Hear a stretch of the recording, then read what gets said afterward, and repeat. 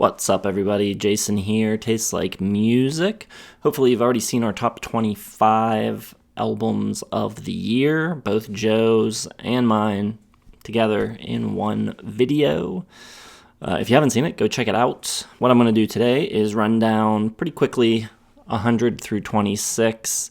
And in fact, I'm actually going to give a few extra honorable mentions, going to go all the way down to 104 so that I can give you all of my 4 stars and up for the year. So that everything I talk about is something that I consider very good. That might seem a little unbelievable that I would have over 100 albums that I like that much, but I listened to over 400 albums this year. So this is about a quarter, less than a quarter actually, of everything I heard. The ones missing my top 100: The Night the Zombies Came at Pixies, Cutouts by The Smile, which was the second of 2 records they released this year, Burn the Ration Books of Love by Peter Alexander Jobson, and Miracle Focus by Strand of Oaks.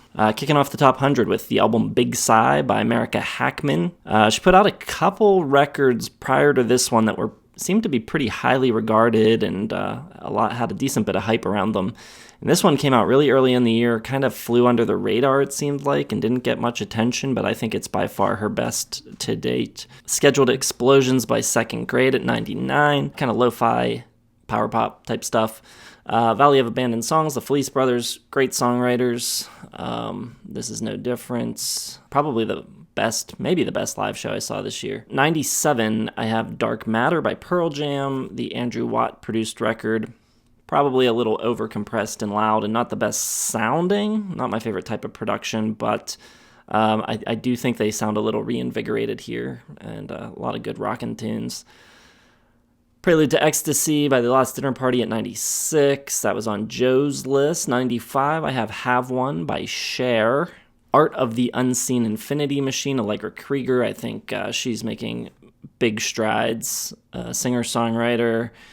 And this I think she's just getting more interesting and more daring with every release. See It Fades at 93 by Adriana McCassam. Pretty cool record, debut album produced by Ryan Pauly. Singer-songwriter, but it rocks out a bit. It's got some 90s angst in there as well. 92, Patterns in Repeat by Laura Marling.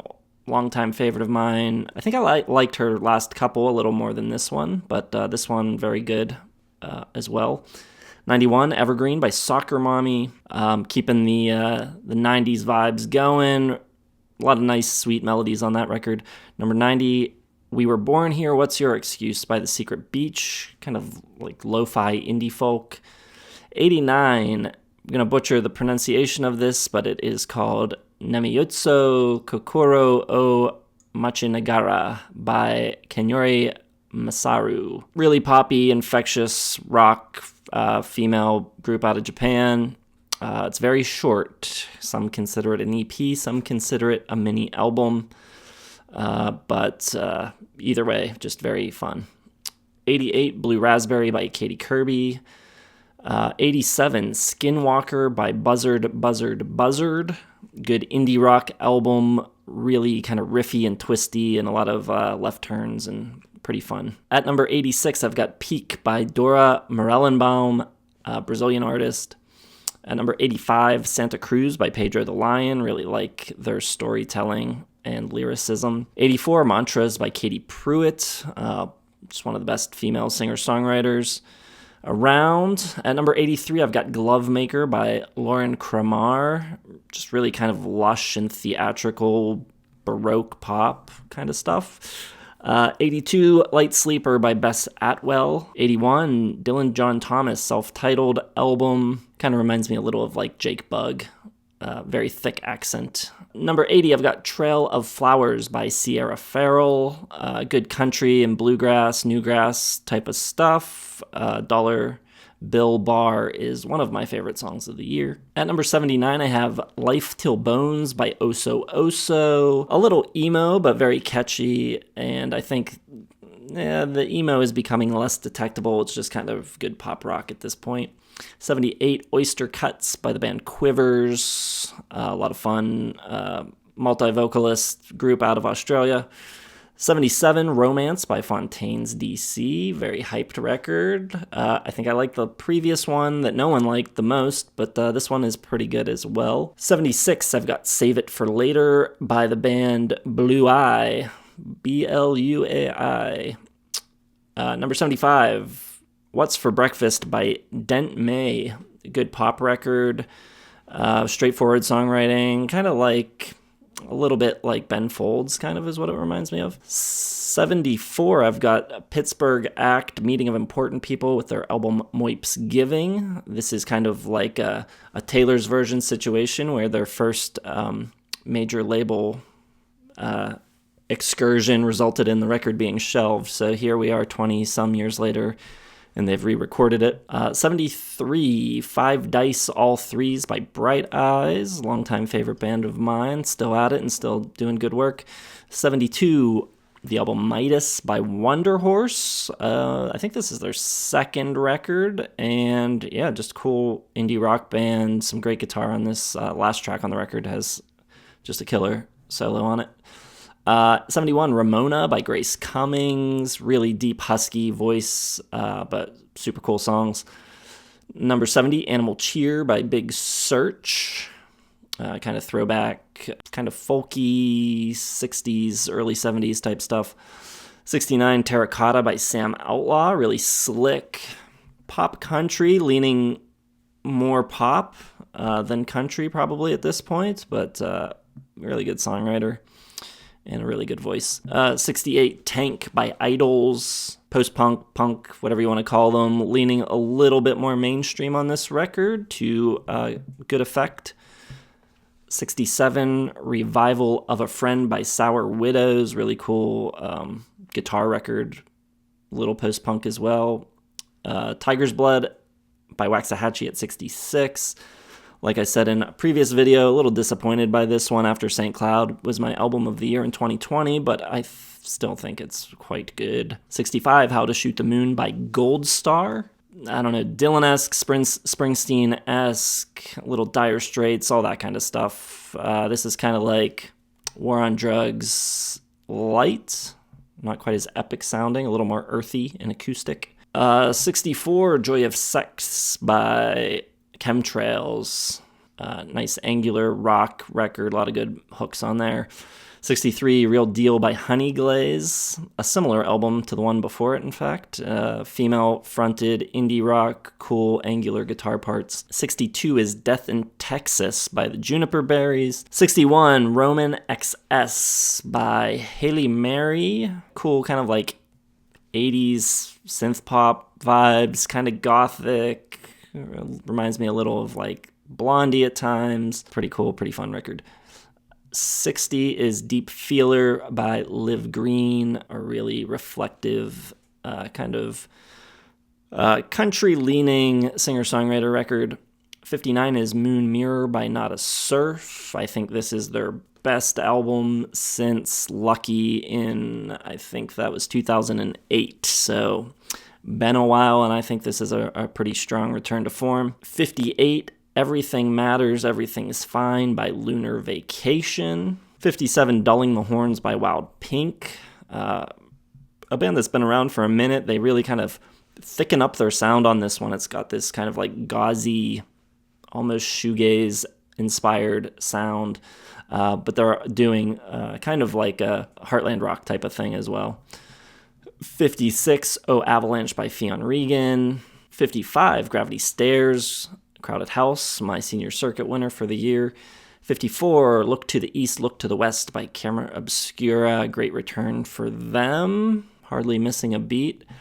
53, Alora by Ben Saraten. Kind of some cool, like, Wilco meets krautrock type of vibes on there. Some good guitar work. His vocals are cool as well. 52, I've got All Fuller, No Filler by Wesley Fuller, just really classic power pop type stuff. 51, Sunshine by J.W. Francis. Good songwriter, and his vocals remind me a lot of Jason Collette. So if you like Jason Collette, check out that J.W. Francis. Top 50, number 50 is Somebody's Favorite by the band Beef. I believe they're from Rhode Island, making some just really hooky, infectious rock music. Little Mystery, self-titled record at 49. Really good indie rock, good songwriting, good vocals, great arrangements, and interesting stuff. 48 777 by the band Wishy, one of the best indie rock records of the year. 47 After the Revolution by Carsey Blanton. Really, really great kind of like protest songwriting wrapped in country and rock, and at times it gets a little jazzy, and it's just good stuff. 46 Underdressed at the Symphony by Faye Webster. Yeah, just consistent, still doing her thing, that sound that she established. That's still what she's doing, but she's still doing it really well. I think she's a great songwriter. 45, I got Shirt by the band Porches. They've been a band that have been up and down and kind of all over the place. I absolutely love their record from 2016. And since then, it seems like I like a release, then I don't, then I do, then I don't. And this one I like. I think they're doing more of like a rock thing here, and it's working. 44, Only God Was Above Us by Vampire Weekend, dialing back some of the experimentation on the previous record, returning to their sound that they're known for a little bit more. Songs are good, arrangements are good, quality stuff, as you expect from them. 43, Certain Limitations by Luke Temple. Huge fan of Luke Temple. He doesn't miss. Ramble and Rave On by Andrew Gabbard at 42. This was a late entry, but good stuff, early 70s sounding, a bit of Rundgren in there. Another record that I hear a bit of Rundgren on at 41, The Perils of Being Trapped Inside a Head by Nolan Potter. Joe called it the guitar album of the year. Number 40, I've got Rock of Boston by Mike Viola. He's a great songwriter. It very oddly opens with this like Bob Dylan pastiche where he's like impersonating Dylan. It's a really strange way to open the record. It's not a bad song, but then after that, it really gets rolling with a lot of great, catchy rock tunes. 39, El Magnifico by Ed Harcourt. Strong return to form for him, his best since 2010. Rhinestone by Maggie Antone. Don't know much about her, but one of the best country records of the year. Great lyrics, talking a lot about alcoholism and addiction and things like that. 37, I've got The Boy Who Ran the Paisley Hotel by Chime School. Just great, jangly, inspired, obviously, as the name implies, by the Paisley Underground. At number 36, I have the next most jangly record of the year, Harm's Way by Ducks Ltd. At 35, I have Rip Dunes, or R.I.P. Dunes, solo project of the lead singer of Caveman. Kind of picks up where Caveman left off and goes in kind of an 80s direction. At 34, I have Bachner by Bachner. Really overlooked record, the frontman of Wolf Parade and co-frontman of Divine Fits. Really solid solo record. 33, viewers of the channel know that I love Daniel Romano. I've got Too Hot to Sleep. Getting to the point where I'm a little worn out by the sound that he's been doing for a few years now. I'm ready for him to kind of pivot to something else, as he is known to do, but still really good. The Past Is Still Alive by Hooray for the Riff Raff. Probably my favorite record that they've done to date. And then we step up to my 4.5s. There's 6 of those that missed out on the top 25.